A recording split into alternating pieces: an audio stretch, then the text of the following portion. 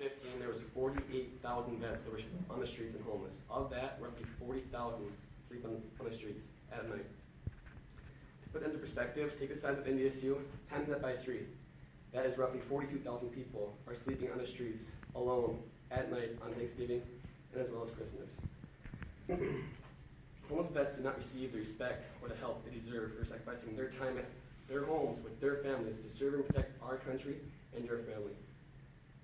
And due to the lack of support, vets become homeless when they come back. Vets should not experience this because, for one main reason, they're sacrificing their time and their family time to serve our country. Today I will be talking about the history of homeless vets and the history of the United States Department of Veteran Affairs, while Jeremy will be talking about the organizations in today's community and around the nation and what they've accomplished so far, and Brian will finish off with the main factors of why vets become homeless when they come back from deployment. So first off, homeless vets date back all the way to World War I, but the majority come from the Vietnam War. Actually, to be exact, over 53% come from the Vietnam War. According to Gallup's poll, and during the war, 52% of the United States population disapproved of the Vietnam War. In 2000, they redid the poll, 73% of the United States disapproved of the Vietnam War. So you see that after the Vietnam War, when the vets came back, they were hated, and there was lack of support, if any, whatsoever. From there, we're going to talk about the United States Department of Veterans Affairs.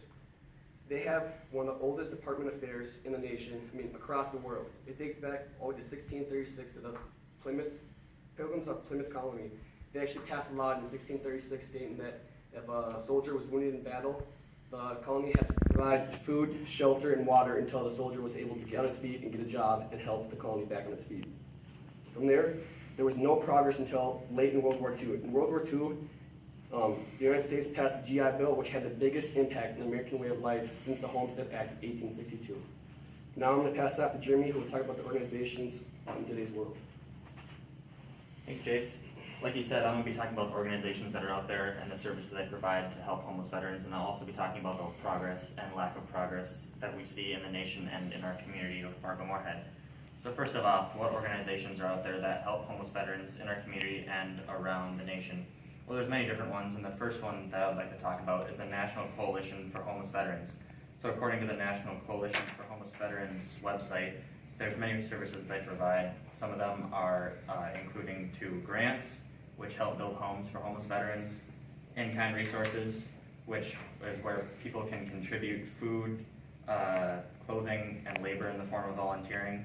And the last one that they provide is technical assistance, which helps you create, develop, and manage homeless veteran assistance programs, which essentially gives you the tools you need to go out and help homeless veterans in your community. And the next organization I'll be talking about is a more community-based one, the North Dakota Department of Veteran Affairs. The definition of this organization is it works with the concerns of homeless veterans in the state of North Dakota and provides resources to the community. And so in a community, we see the Fargo-Moorhead Coalition for Homeless People, which began in 1989, and when the homeless rate was higher than the national average. The purpose was to improve conditions for the Fargo-Moorhead people that were homeless. It became nonprofit in 2007, and today it only has 60 members.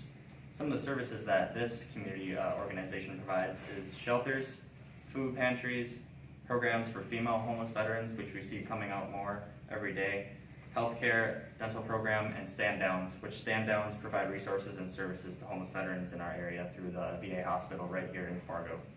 There's also $300 million more of grants coming into the nation, so they're going to be distributed through the states, which will help homeless veterans as well. So now I'm going to talk about the progress and lack of progress that we see in homeless veterans around the nation and in our community. So there's been a lot that's been done to help homeless veterans in our community and around the nation because of these organizations, but there's still plenty more to be done. In 2009, President Obama announced his plan to end homeless veterans by the end of 2015, and since 2009, it has dropped 35%. So yes, there's been a great drop, but still 47,725 veterans can be found on the street at any given night. That means 29 in every 10,000 veterans become homeless. And communities across the nation, from Daytona Beach, Florida, to Las Vegas, Nevada, have effectively ended veteran homelessness, and as close to us as Des Moines, Iowa. So why can't we? So yes, veteran homelessness is dropping, but not at the rate that we'd like to see it do. So we need to take action, and we need more volunteers to help with our homeless veteran problem. And now Brian will be talking to us about his topic of why veterans can't find jobs and the role of mental health and PTSD plays in that. Thanks, Jeremy. Now, returning from war can create extreme disabilities that make it difficult and sometimes impossible to readjust back into civilian life. Post-traumatic stress disorder is a disorder caused by a traumatic experience. Post-traumatic stress disorder can cause intense psychological damage to those who are afflicted by it. The National Institute of Mental Health says that it gives the sufferer lifelike flashbacks to the event that caused the trauma. They also say that sometimes you won't even know if you're having a flashback. You'll just start panicking without any reason to you. While post-traumatic stress disorder is an invisible disability, there are also other disabilities that are very visible. The Congressional Research Service says that in Iraq and Afghanistan alone, nearly 2,000 American service members had major amputations due to injuries sustained in combat. Major amputations are defined as losing one or more limbs, one or more partial limbs, a hand or foot, or a partial hand or foot.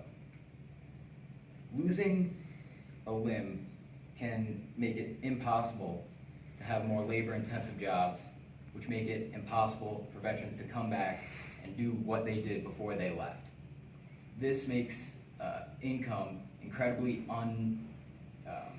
unsteady, and it can make them lose their homes, possibly their families, and turn to other habits that are unhealthy for them.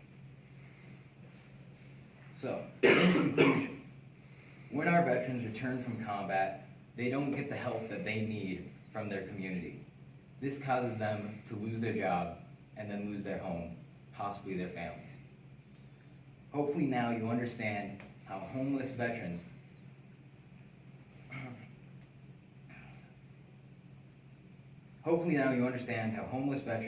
have come to be, who is helping them, and why they need it.